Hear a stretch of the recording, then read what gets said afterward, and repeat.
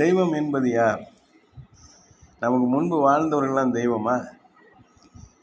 அநேக என்ன செய்கிறாங்க, இறந்தவங்களுக்குன்னு சொல்லி ஒரு மாதத்தில் ஒரு நாள், இருட்டான ஒரு நாளில் சில இதெல்லாம் கொடுக்குறாங்க, அவங்களுக்கு போய் சேருன்னு சொல்லி.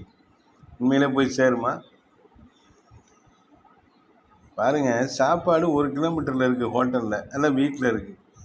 நம்ம ஆஃபீஸில் உட்காந்துட்டு அந்த சாப்பாடை சாப்பிட முடியுமா? வீட்டுக்கு போய் தான் சாப்பிட்ணும், இல்லைன்னா அந்த ஹோட்டல் எங்கே நம்ம ரெகுலராக சாப்பிட்ற ஹோட்டலுக்கு போய் தான் சாப்பிட்ணும், இல்லை சாப்பாடு கொண்டு வர சொல்லணும். இப்போல்லாம் ஆர்டர் போட்டு சாப்பாடு வருது. அந்த மாதிரி ஆர்டர் போட்டு இறந்தவங்களுக்கெல்லாம் சாப்பாடு கொடுக்க முடியாது. ஏன்னா அவங்க சரீரம் இல்லை அவங்களுக்கு. இந்த திதி கொடுக்கறது, தவசம் கொடுக்கறதெல்லாம் செல்லாது, இதெல்லாம் மூட நம்பிக்கை. செத்தவங்களுக்காக இந்த படைக்கிறதெல்லாம் போய் அவங்களுக்கு சேராது. செத்து போயிட்டு அந்த மாம்சம் அவங்க உடம்பு வந்து கிரியை செய்ய முடியாது. இந்த மாம்சம் வந்து செயலிழந்து போயிடுது, டிஸ்ட்ராய் பண்ணிடுறாங்க. அதை இது மண்ணோட போயிடுது, நெருப்பில் எரிஞ்சு சாம்பலாக போயிடுது. எப்படி வந்து சாப்பிடும்? அந்த ஆவி வந்து சாப்பிடுமா? இப்போ அந்த ஆவி எங்கே இருக்குது? அந்த ஆவி எங்கே சுற்றிக்கிட்டு இருக்கு? சிலர் சொல்கிறாங்க, இறந்து போனவங்க திரும்ப பிறக்கிறார்கள்னு சொல்கிறாங்க. அவங்க பிறக்கிறவங்க திரும்ப எப்படி இன்னொரு இடத்துல பிறந்திருக்கவங்க வந்து இங்கே சாப்பிட முடியுமா?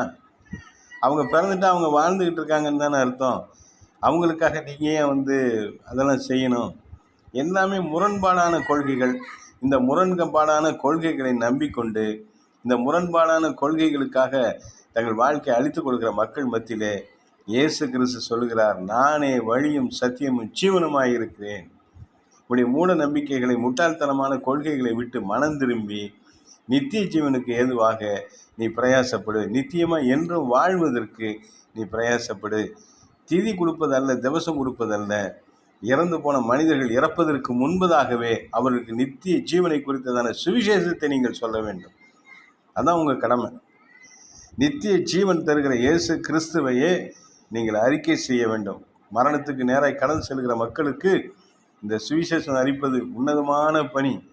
இந்த சுவிசேஷத்தை நீங்கள் சொல்வது உயர்வான காரியம், அற்புதமான காரியம், ஆசீர்வாதமான காரியம், பரலோகத்தின் காரியம், தேவனுடைய ராஜ்யத்தின் காரியம்.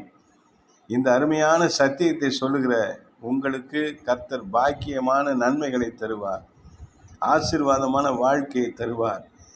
யார் ஒருவர் இயேசு கிறிஸ்துவின் நாமத்தை மகிமைப்படுத்தி அவருடைய நித்திய ஜீவனை குறித்து, அவருடைய பிறப்பு, மரணம், உயிர்த்தெழுதலை சொல்லுகிறார்களோ அவர்களுக்கு தேவனுடைய ராஜ்யத்தில் பிரகாசிக்கிற நட்சத்திரங்களை அவருடைய கர்த்தர் ஆசீர்வதித்து உயர்த்துவார். கர்த்தருடைய நாமம் மகிமைப்படுவதாக. அல்லேலூயா, ஆமென்.